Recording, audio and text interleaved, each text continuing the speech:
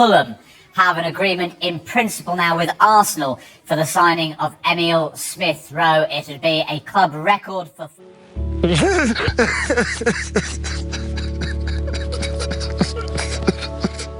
अगर आप किसी आर्सेनल फैन से 2020-21 में बोलते कि स्मिथ रो का डाउनफॉल इस तरीके का होगा, उन्हें शायद यकीन नहीं होता इस बात पर। एक टाइम पर इंग्लैंड का फ्यूचर एंड जनरेशनल टैलेंट कहे जाने वाला ये प्लेयर कभी अपने पोटेंशियल तक पहुंच नहीं पाया and now he is moving to Fulham. But क्यों ऐसा हुआ? क्या सिर्फ इंजरी ही कारण थी या कुछ और भी था जिसके कारण he didn't fulfil his expectation? ये सब हम जानेंगे आज। Let's discuss this curious case of Emile Smith Rowe, his rise and demise, and आखिरी में ये भी समझने की कोशिश करेंगे कि why Fulham is the right fit and can be his way to regain his lost position in world class young footballing talent. Okay then, let's begin.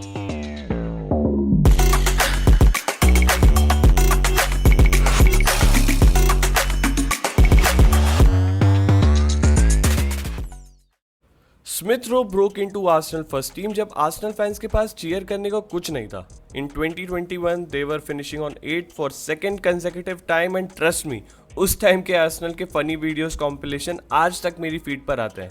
I am a Spurs fan ना, so I enjoy that too. Anyway, so Emile Smith Rowe and his partner in crime at that time, Bukayo Saka, Arsenal fans के लिए दो चमकते सितारे थे।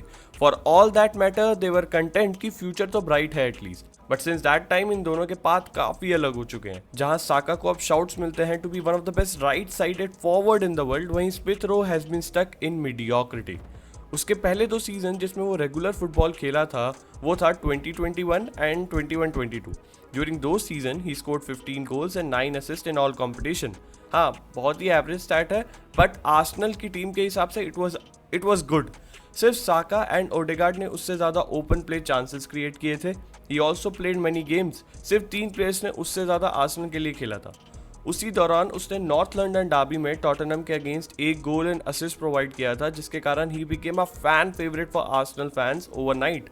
21-22 season के end तक Smith Rowe stat look comparable to Bukayo Saka, but उसके बाद से देखो, since the start of 22-23 season सिर्फ 3 assist and no goals as compare to Saka's 35 goals and 25 assist. Huge difference. One of the biggest reason was his groin injury in 2022. He missed 21 games in first half of the season and जब तक वो fit हुआ, Arsenal was sitting on top and Arteta अपने starting lineup में उस time कोई छेड़छाड़ नहीं करना चाहता था. So he didn't get much chance in the second half of the season too. 23-24 season start होता है with a promising pre season for him. He played few matches too, but फिर एक नी इंजरी उसकी सारी progress को Daryl कर देती है। उसके बाद फिर वो वापस कम बैक नहीं कर पाया and now with so less game time in last 2 season he is being chased out of the club. But सिर्फ फिजिकल इशू ही उसको बाहर भेजने का कारण नहीं है। Arsenal shift in tactical plan is also the reason. चलो एक्सप्लेन करता हूँ। Since the start of 22-23 season Arteta ने अपने यूजुअल 4-2-3-1 फॉर्मेशन से 4-3-3 फॉर्मेशन पर शिफ्ट किया। अब देखो, पहले आर्सेनल के पास लेफ्ट बैक था कीरन टिर्नी जो बाहर के साइड ओवरलैपिंग रन मारता था, वहीं लेफ्ट साइड पर आगे स्मिथ रो खेलता था जो अंदर की तरफ कट इनसाइड करता था in left half spaces.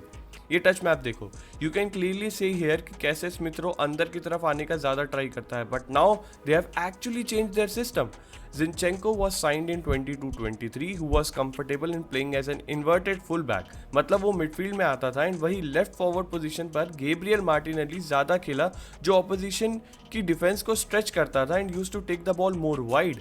And because of Smith Rowe's inability to play that kind of role उसका गेम में इन्वॉल्वमेंट कम होता चला गया। जब उसकी लेफ्ट साइड की पोजीशन खतरे में आई तो alternate route to come to the first team was to break into midfield, but Granit Xhaka became a reliable left-sided number 8 with Odegaard in 22-23 due to his engine and defensive prowess.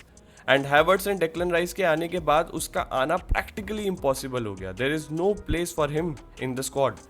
With his move to Fulham now, this transfer can suit him a lot. क्यों? बताता हूँ।